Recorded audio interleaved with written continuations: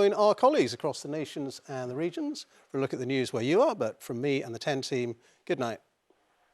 Thanks, Ben. I'm Elise Chamberlain. Good evening and welcome to East Midlands Today.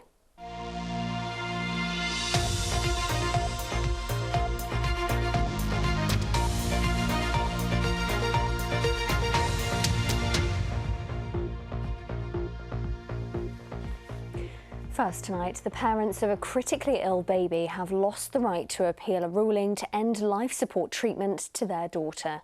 The baby's parents, Dean Gregory and Claire Staniforth from Ilkeston in Derbyshire, sought to challenge the decision at the Court of Appeal in London today. Victoria Hicks has been following today's hearing and can tell us more. Victoria. Yes, good evening. Today, the appeal court heard that Indy Gregory is a profoundly sick little girl and her condition is deteriorating. She'll be 8 months old tomorrow and has mitochondrial disease, which prevents cells in the body producing energy. The NHS says there's no cure. She's being treated at Nottingham's Queen's Medical Centre. Specialists believe they've exhausted all options and say treatment is causing her pain. Last week, a High Court judge ruled that doctors could lawfully withdraw life support care against the wishes of her parents, and this evening they lost the right to challenge this decision. So what have her parents had to say?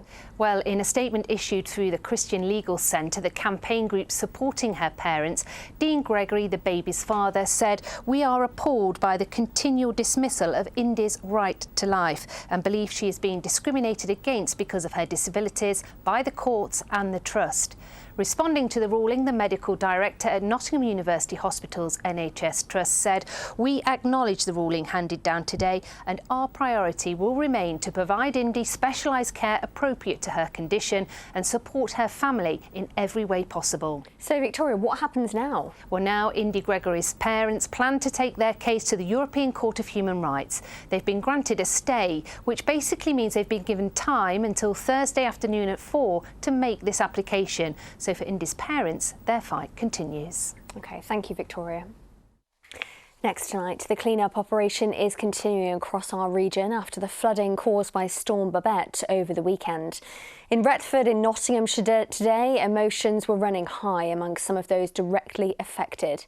The Secretary of State for Environment was there, along with the MP for Bassetlaw, and they got something of a mixed reaction. But which way did the water come? Taking a closer look at the personal impact of flooding.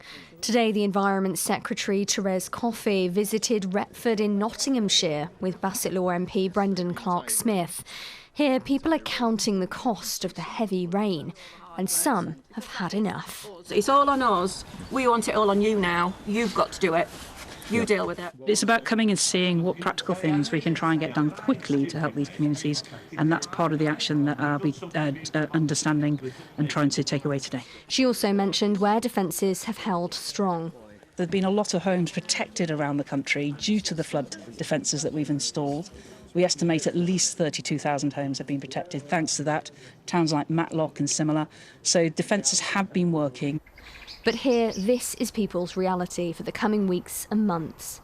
On Darrell Road, residents told yesterday to get out of their homes have been returning to see what damage has been done. I've never seen anything like it. I've never seen the volume of water that was coming into this house. It was just crazy. It was just pouring in. We've had no help whatsoever. Craig is a kitchen fitter by trade.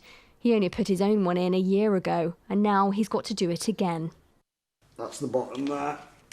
So we're 19 inches deep.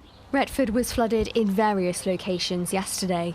Residents say they've seen it before back in 2007. But besides the obvious distress, there's also anger.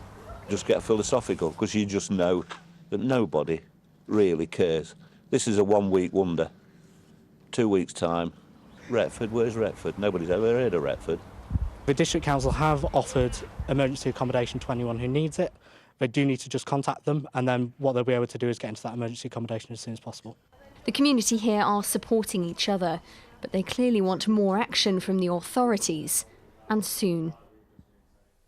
Organisers of Matlock Baths Illuminations say all booked tickets will be refunded after the weekend's event was unable to go ahead. Both Saturday and Sunday shows were cancelled due to the flooding nearby. Refunds will be processed automatically. Organisers hope to hold an extra event next Monday instead. Now, the bronze for a statue of the late Queen Elizabeth II has been poured today. Her Majesty died in September last year at the age of 96. Well, now this 7-foot sculpture, which is believed to be England's first permanent memorial to the Queen, will be installed outside the library in the Leicestershire town of Oakham. I've always wanted to be able to sculpt something that would be in a public position. Public sculpture, I think, is something so important for the well-being, the cultural well-being and life of the country, and to have an opportunity to sculpt the late Queen Elizabeth as my first public sculpture was just incredible for me. Now time to back to the weather forecast, and I think some more rain for some, Kay? Yeah, for some, not everybody, but there will be some more rain for some over the next 24 hours or so. We've seen a respite from the rain today, but we've now got another weather front which is going to be pushing its way in from the southeast through tonight, and it looks as though it will be just sitting across northern parts through the morning tomorrow. So we've got a yellow warning in force for tomorrow. That will be valid until late morning. It does look as though it will be more northern parts that will bear the brunt of this, but an extra 10 to 20 millimetres anywhere is not welcome at all, is it? Now that rain has already started to push its way in. You can see it does start to push its way to the north, so we're hoping it will just stay to the north of us, but it does look as though when it stays, it's going to be there for a few hours through the morning as well. So there will be some heavy bursts of rain, as I say, to the north of us. Further south, it should be mostly dry. Be quite a bit of cloud around, but that will be breaking up as we go through the day, and we will be seeing some spells of sunshine, just 1 or 2 showers around as well. The rain to the north, that clears out of the way too.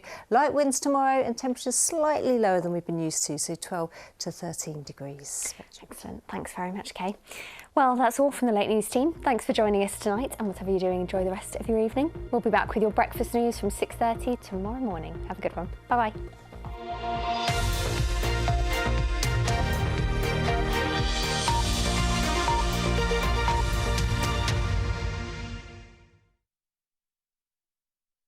With public trust in the Met Police at a record low.